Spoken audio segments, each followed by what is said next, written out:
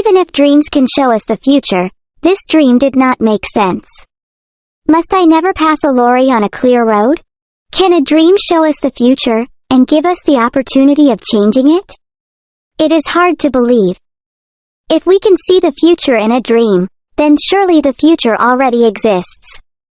If it does, then we are not free to act in the ways we wish to. We are not responsible for our own lives. Before I tell you the dream, I must explain a little about the context. It was the summer of 4 years ago, and I was driving my family back from Italy, through the south of France. My son had not yet learned to drive, my daughter was too young, and my wife doesn't drive at all. I had been at the wheel, for the best part of 3 weeks. Perhaps I was tired. Perhaps I could think of nothing except cars.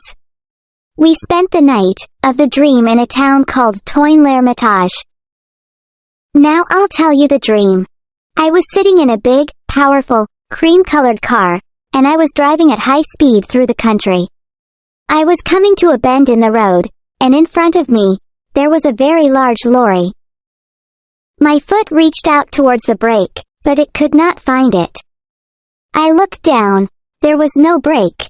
Worse, my hands held empty air. There was no wheel for them to hold. There were no controls of any kind. Already we were almost into the back of the lorry. I shouted in fear. Then I heard a calm voice coming from my left, and I turned my head. A stranger was sitting there. He was a cheerful man of about 40. He was wearing an expensive shirt, and on his head, he had a red hat. I couldn't understand what he said. He spoke very quickly in French, and my own French is not very good. I didn't, in fact, care what he said. My eyes were on his clean, fat hands, which were holding the wheel. This car had its wheel on the left. He, not I, was in control. We drove safely round the bend. He turned the wheel, slightly to place the car, in the middle of the road. He was going to pass the lorry. The road stretched straight ahead. It was bright in the sunlight, and it was quite empty. Only one other person was in sight. A woman was sitting outside, a small house with white walls, and this house was almost exactly ahead of us.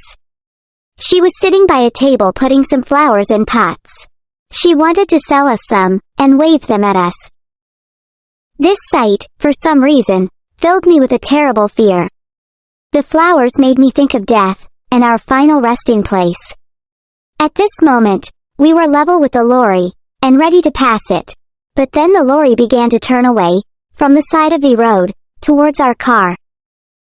It appeared that the driver was doing this on purpose. The stranger by my side shouted loudly, and tried to move out of the way. There was a terrible noise, from the back of the car, and then an explosion. The earth seemed to turn over, and the noise of flames burned in my ears. At that point, I woke up in fear. I was very worried by this dream, and could not sleep again. It seemed to have a message, and I wanted to explain it. Even if dreams can show us the future, this dream did not make sense. Must I never pass a lorry on a clear road? The road to Paris is always filled with very large lorries. Most of them come up from Marseille, and I always have to pass them when the road is clear. I can't drive slowly behind them forever. No, this was not the meaning of the dream. At its heart was some kind of fear. I had to recognize my fear, and then I could forget all about it. I thought about my driving, during the last 3 weeks. I tried to remember all the lorries, and all the small white houses. I thought of all the cars, which were painted cream. I remembered nothing of any great interest. I had imagined that the road, in the dream must be in France. It was long, empty and straight. But then I remembered that we had passed the lorry on the right. So the dream was about a road in England. In England all cars keep to the left. Immediately, I remembered something. 2 years before this, I was traveling in the north of England. An American and I were making some radio programs. He had brought his car from America, and of course, the driver sat on the left side. The brakes and other controls were also on the left, but the color of his car was not cream. The American was a careless driver, and often passed other cars against my advice. Remember that I was in a better position to see. I was sitting on the right. Once, just after Nottingham, he played chicken. You probably know about chicken. It is a game that is played on the roads.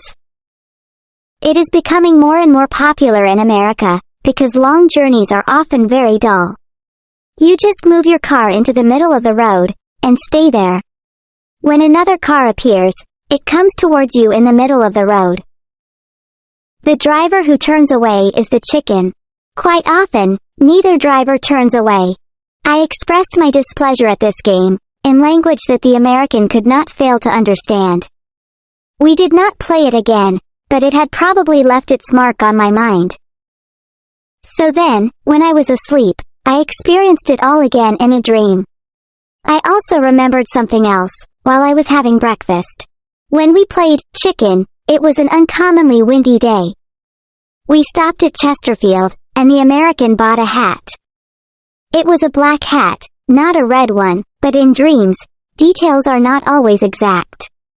After this, I forgot about the dream until the afternoon. The big French lorries often play their own game. They stay in the middle of the road, and you can't pass them.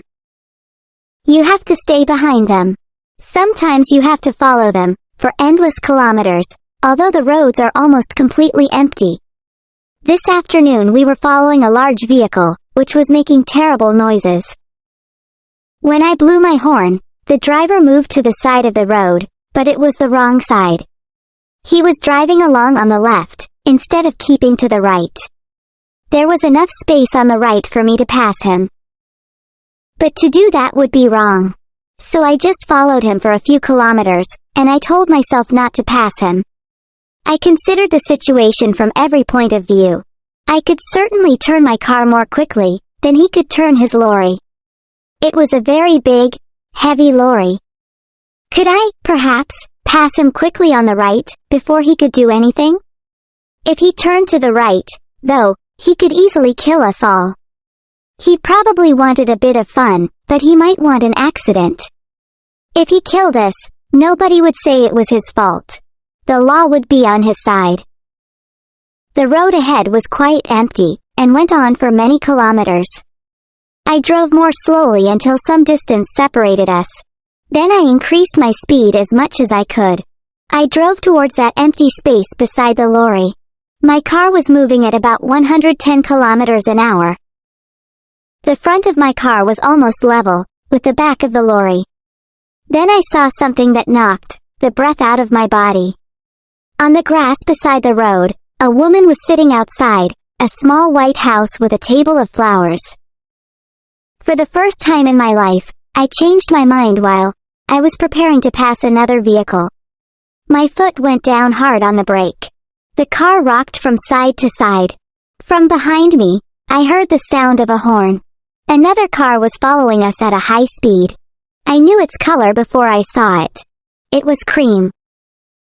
I pressed hard on the brake, and turned the wheel slightly. I was just able to move in behind the lorry without touching it. The other car passed us and the driver blew his horn wildly. It reached the lorry, and then the lorry turned towards it. For a moment, I thought that the car was going to pass the lorry safely. It was moving very fast. Then the front of the lorry just touched the back of the car. It was only a light touch, but it knocked the car towards the side of the road and the woman at the table. The driver of that car knew exactly what to do. With the greatest skill, he turned it back into the middle of the road. His control was wonderful, much better than mine. He waved angrily at the lorry driver, and drove quickly away in a cloud of dust. He was soon out of sight. We stayed that night in Fontainebleau. A big car was standing outside the hotel, and the back showed signs of damage to the paintwork. It was a cream car, and so I looked for the driver. He was not wearing a red hat or an expensive shirt. He was a young man from Paris, not like the driver in my dream. He spoke good English, so I asked him if he would like the number of that lorry. I had noticed it, and I was happy to give it to him. But he only laughed. "The law won't help you," if you pass on the wrong side of the road. To him the whole thing had been a game. It tests your skill, he said. If the car is powerful enough, you can do it. But you couldn't do it, not in your car. I didn't tell him about my dream, my reason for not passing the lorry. There was no times, he was in a hurry, and wanted to reach Paris quickly. It made me think, though.